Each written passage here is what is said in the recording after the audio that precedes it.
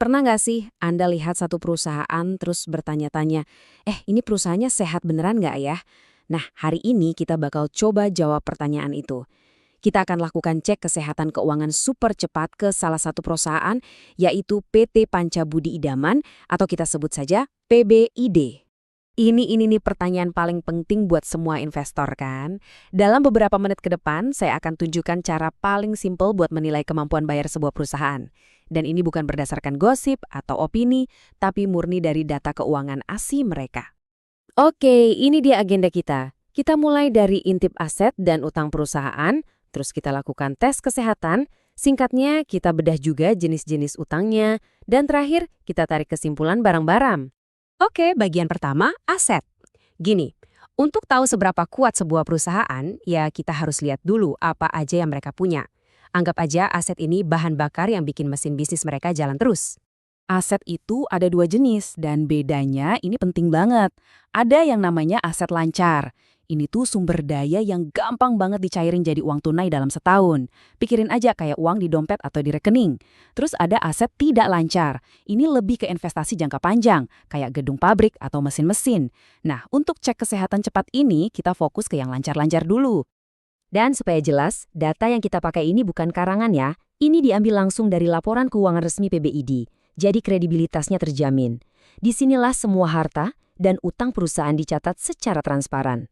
Angka pertama yang harus kita perhatikan, ini dia. Total aset lancar PBID itu lebih dari 2 triliun rupiah. Wow, ini adalah total amunisi yang mereka punya untuk mendanai semua kegiatan bisnis mereka selama 12 bulan ke depan.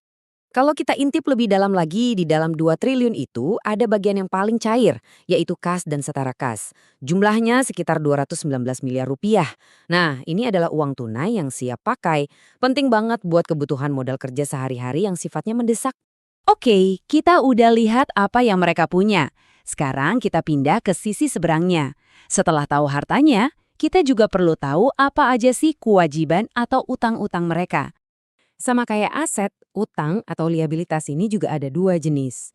Ada liabilitas jangka pendek, ini kayak tagihan kartu kredit atau cicilan bulanan yang harus lunas dalam setahun. Terus ada juga liabilitas jangka panjang yang temponya lebih dari setahun, misalnya cicilan KPR gitu. Dan ini dia angka kunci kedua kita. Total liabilitas jangka pendek PBID itu ada di angka sekitar 401 miliar rupiah. Inilah total tagihan yang akan jatuh tempo dan harus mereka bayar dalam 1 tahun ke depan. Oke, semua angkanya udah siap. Sekarang saatnya bagian yang paling seru. Kita akan adu antara apa yang mereka punya dengan apa yang jadi utang mereka dalam jangka pendek. Siap? Para analis keuangan itu punya satu jurus simple tapi ampuh banget, namanya rasio lancar atau current ratio.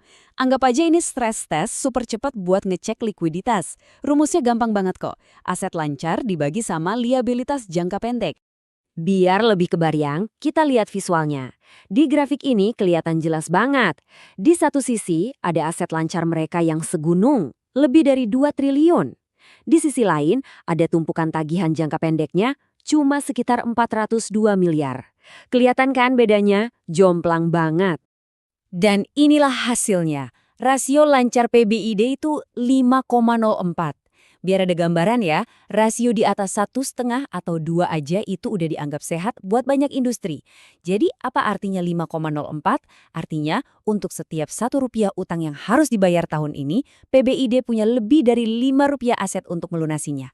Ini posisi yang sangat-sangat aman. Punya rasio yang bagus itu keren, tapi sebagai analis yang baik, kita harus kepo lebih dalam. Mengetahui jenis utangnya apa aja itu sama pentingnya dengan tahu totalnya. Yuk kita bedah.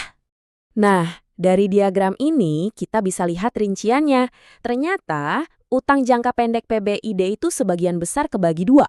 Utang ke bank dan utang usaha ke para pemasok. Masing-masing porsinya sekitar 30%. Sisanya ya campuran antara beban akrual, utang pajak, dan lain-lain. Terus artinya apa? Komposisi kayak begini tuh wajar banget. Utang usaha itu nunjukin mereka punya hubungan dagang yang lancar sama pemasok. Utang bank juga sumber pendanaan yang biasa dipakai untuk modal kerja. Jadi dari profil ini nggak ada yang aneh atau perlu dikhawatirkan. Baik, setelah kita lihat semua angkanya, sekarang mari kita rangkum semuanya jadi satu kesimpulan yang jelas. Jadi, Gimana nih hasil cek kesehatan jangka pendek PBID? Ringkasnya begini, posisi keuangan jangka pendek PBID itu solid banget. Likuiditasnya super sehat, sumber dayanya lebih dari cukup untuk nutupin semua tagihan jangka pendek, dan struktur utangnya juga terlihat normal untuk perusahaan di industrinya. Lantas, kenapa ini penting buat Anda sebagai investor? Gini, perusahaan dengan kantong setebal ini bukan cuma bisa tidur nyenyak. Mereka punya fleksibilitas. Fleksibel untuk bertahan kalau pasar lagi susah, dan fleksibel untuk tancap gas berinvestasi kalau ada peluang bagus di depan mata. Oke, jadi hasil tes kesehatan jangka pendeknya lulus dengan nilai sangat baik. Tapi ingat, ini baru langkah pertama.